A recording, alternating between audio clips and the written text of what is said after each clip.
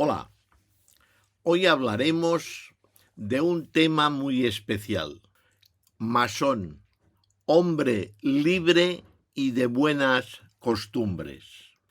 Hablaremos sobre el tema de poder presentarse a ser escogido para poder iniciarse en masonería.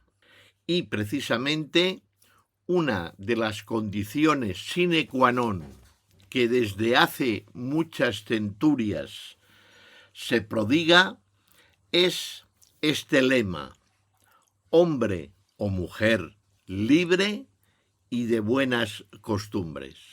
Este requisito se entiende desde el contexto de los tiempos.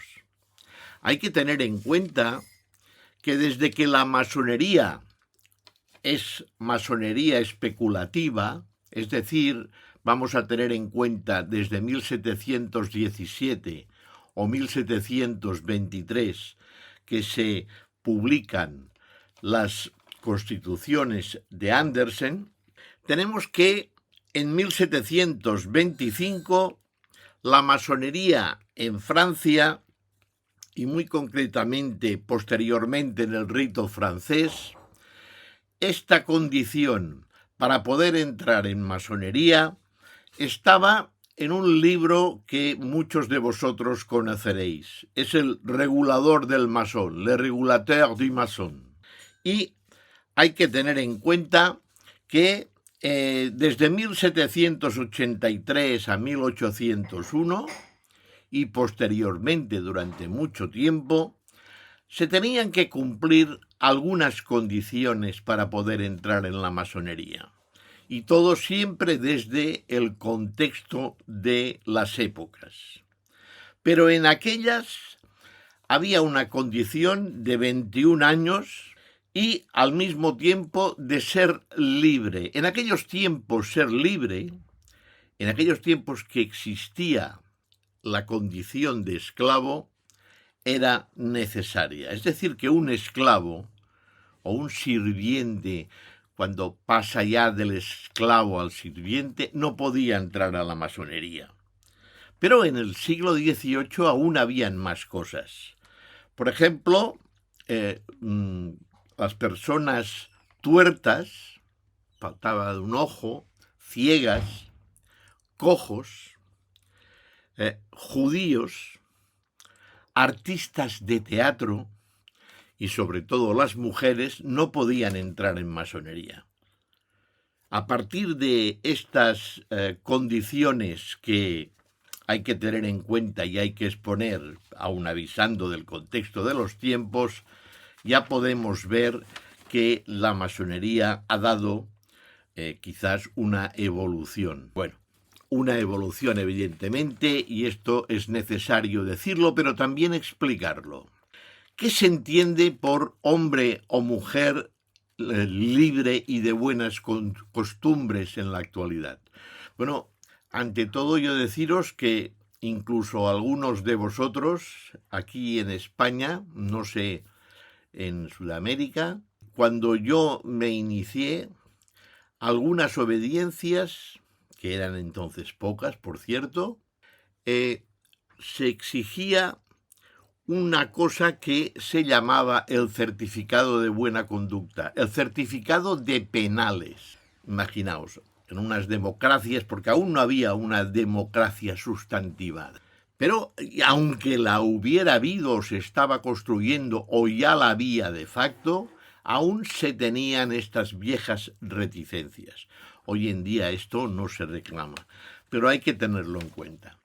Todo ello me viene porque últimamente estoy visitando una logia que será mi segunda logia, después de mi logia madre, en la que se están haciendo pasos bajo venda. Y voy rememorando cosas al respecto, condiciones que se ven de las personas que son aspirantes a poder, en un momento determinado, ser iniciados. Y me recuerdan, evidentemente, tiempos en los cuales yo fui también, me presenté para ser iniciado. Y después de haber citado una serie de planteamientos totalmente caducos, pues podríamos hacer algunas reflexiones históricas. Tales de Mileto decía, para sustantivar la condición del hombre, que era necesario que se conociera, que se fuera conociendo. Años más tarde, Sócrates ya empezó con la teoría del Noscete ipsum, de conoce a ti mismo, y posteriormente, pues evidentemente, Pitágoras también lo usó. Esto es una historia que ya conocemos. Voltaire, dentro de sus planteamientos, y lo hemos leído, en su tratado sobre la tolerancia nos habla de la forma de ser del hombre, de la forma de estar y de acercarnos a la virtud del hombre.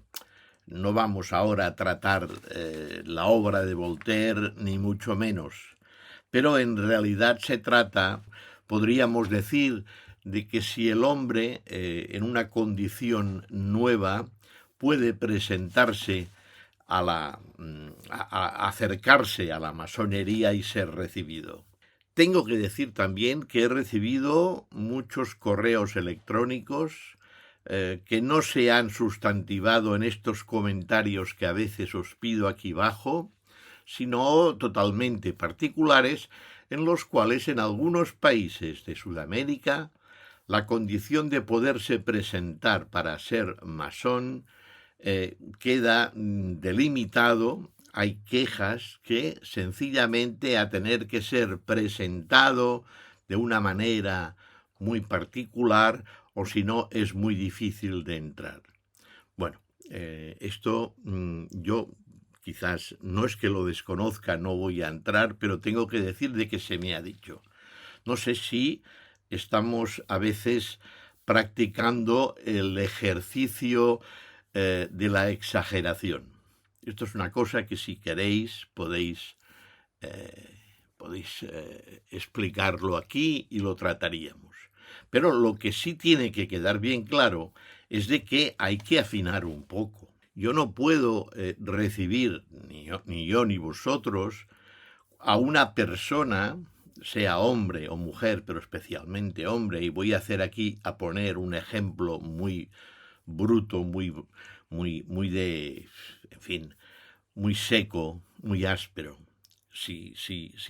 En las normalmente entrevistas que se hacen, en estas aplomaciones que se hacen, alguno de nosotros en algún candidato observamos alguna cosa rara, para esto están las aplomaciones, paramos automáticamente el tema.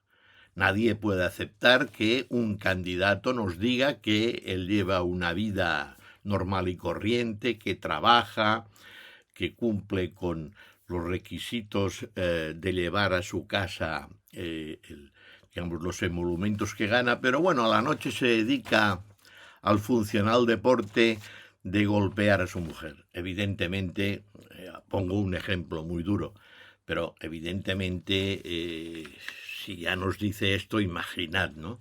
Por lo tanto, lo de las buenas costumbres, yo exagero, pero tenemos que tener en cuenta que para algo están 3 opiniones, 3 aplomaciones y a veces el paso bajo venda para poder apreciar estas cosas. Pero yo siempre soy partidario, tengo la idea, quizás la edad, ¿no? La experiencia que te da haber visto muchas iniciaciones, muchas aplomaciones, muchos pasos de venda, en los cuales siempre mantengo que un melón, por una buena imagen, por un buen tacto de este melón, con un buen peso, nunca podré decir que es dulce y bueno, sino hasta que lo haya partido y lo haya probado. Son circunstancias que todo el mundo, yo creo que tendréis que estar de acuerdo conmigo. Y es que, en realidad, a veces podemos entrar a conocer la masonería, pero no siempre la masonería ha entrado entre nosotros. Mucha gente entra en masonería por razones espurias, que ya se le advierten en un momento determinado, como muchos de vosotros sabéis, en la cámara de reflexión. Pero, aunque se mire de evitar que estas personas que intentan medrar bajo el mandil masónico en el mundo, estos trepas, que quieren aprovecharse o esperan aprovecharse de la masonería, tenemos también otros conceptos. ¿Qué podemos hacer nosotros por la masonería? Y me vienen a la imaginación aquellas palabras del presidente Kennedy cuando hablaba de que mucha gente, muchos ciudadanos esperaban de qué podía hacer su país por ellos. El presidente Kennedy les decía: ¿y vosotros qué podéis hacer por vuestro país? Son reflexiones que quedan aquí y que evidentemente hay que sacar y hay que comentar. Ya digo, se da la circunstancia de que últimamente en esta nueva perífrasis de una logia nueva que se está terminando de preparar, he visto otra vez, hacía tiempo que no asistía a algún paso bajo venda, y me ha hecho recordar estos tiempos pretéritos, pero que son siempre actuales. Hay que afinar, porque la cuestión no es que entren malos masones, es que la masonería no tiene que reducirse a recibir malos masones, tiene que circunscribirse a ser estrictamente lo suficientemente hábil para que la masonería siga funcionando y siga parafraseándose aquella frase que a mí tanto me gusta, que es la de la transmisión masónica, de que la palabra circule. Espero que la reflexión de hoy os haya gustado, os haya hecho pensar. Espero vuestros comentarios si es que los consideráis oportunos, y recordad lo que os digo siempre: todo está por hacer y todo es posible. Muchas gracias.